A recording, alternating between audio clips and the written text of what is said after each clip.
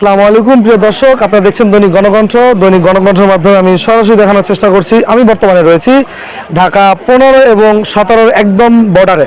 আমি একটু দেখানোর চেষ্টা করছি আমার হাতের বাম পাশে যেই স্থানটি রয়েছে, এটা হচ্ছে মিরপুর 14 নম্বর যে খালটা আছে সেই খাল দিয়ে খালের যে অবস্থা, এবং আমার হাতের ডান পাশে যেটা আছে এটা হচ্ছে কালশির যে খালটা আছে, এখান থেকে সরাসরি কালশি সংযোগ হয়েছে স্টিল ব্রিজ যেটাকে বলে সেখানে। দর্শক, এই গতকাল রাত থেকে যে বৃষ্টি এবং ঝড়ো বৃষ্টি, যে বৃষ্টির বন্যা পানিতে অনেক মানুষ এখানে জলবদ্ধ হয়ে আছে, এবং আপনারা দেখছেন দৈনিক গণকণ্ঠ। আসলে এই যে আমি যেই খালটাকে আপনাদেরকে দেখানোর চেষ্টা করেছি, এই খালটা নিয়ে আমি আরও কয়েকটি প্রতিবেদন করেছি, এবং এই খালটি একদম শেষ প্রান্তে যেটা আছে সেই প্রান্তের খালের যে সাইজ, যে চড়া থাকার কথা সেখানে আছে মাত্র 3 ফিট। আমি এর আগে বলেছি। দর্শক, আমার হাতের ডান পাশে যে ঢাকা 17 আসন জনাব তারেক রহমানের আসন, এটা হচ্ছে এই আসনে অধিকাংশ মানুষই হচ্ছে গরিব এবং বস্তিবাসী। দর্শক, এইখানে মানুষগুলো হচ্ছে গ্রামের শ্রমিক এবং শ্রমিক, রিক্সা চালক, তারা এই এলাকায় নিম্ন আয়ের মানুষগুলো বসবাস করে থাকে। আপনারা দেখছেন দৈনিক গণকণ্ঠের মাধ্যমে সরাসরি দেখানোর চেষ্টা করছে। দর্শক, আজকের এই বন্যার পরিস্থিতিতে অনেকের বসবাস জলবদ্ধ আছে, আর অনেকে পানি সংকট, খাদ্য সংকটে তারা বসে আছে দেখা যাচ্ছে। আমি আপনাদেরকে কিছু দেখানোর চেষ্টা করছি, কয়েকটি ঘর দেখানোর চেষ্টা করছি আসলে এই বর্তমানের অবস্থা।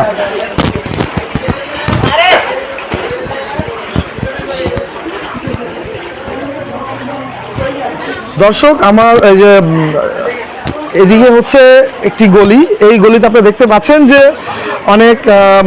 অনেকগুলো ঘর রয়েছে, এবং এই ঘরের মধ্যে অনেক মানুষ বসবাস করে। আপনারা দেখতে পাচ্ছেন ঘরের মধ্যে কিন্তু অলরেডি পানি আছে, যে একজন দেখা যাচ্ছে তিনি হেঁটে হেঁটে আসছে।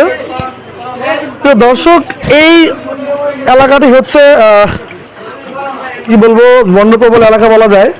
অল্প বৃষ্টিতে এখানে পানি চলে আসে, আর কালকে রাত্রে থেকে যেহেতু এখানে বৃষ্টি হচ্ছে, বৃষ্টিতে এখানে পানি তলিয়ে গেছে এবং মানুষ জলবদ্ধভাবে এখানে বসবাস করতেছে।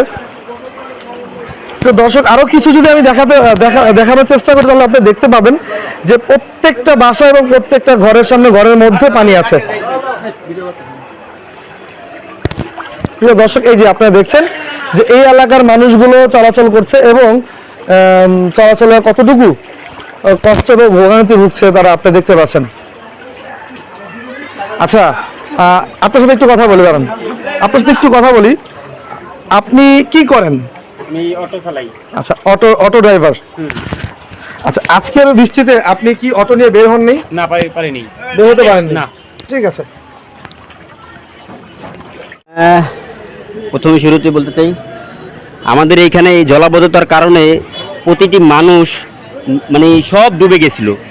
আমি তখন লক্ষ্য করলাম, আমরা প্রতিনিয়ত প্রতি সপ্তাহে এইখান থেকে পরিষ্কার করি ময়লা আবর্জনাগুলো। তো আমি লক্ষ্য করলাম এখানে ময়লার জন্য পানিটা আর কি স্প্ল্যাশ হচ্ছে না।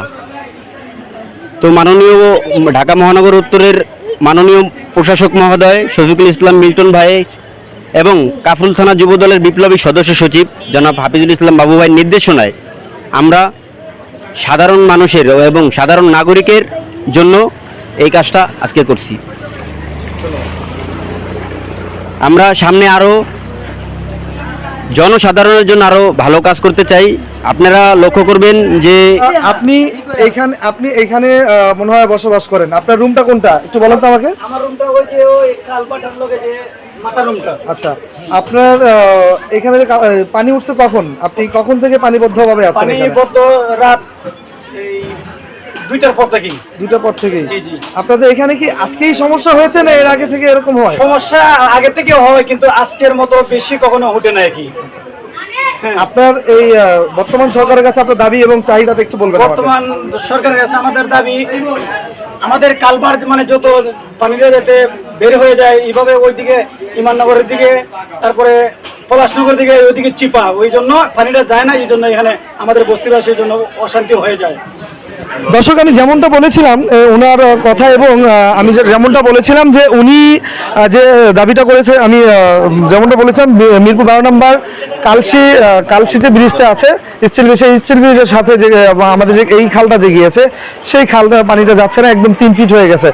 দর্শক আপনারা দেখছেন দৈনিক গণকণ্ঠের মাধ্যমে আমি সরাসরি দেখানোর চেষ্টা করছি। সোহেল রানা।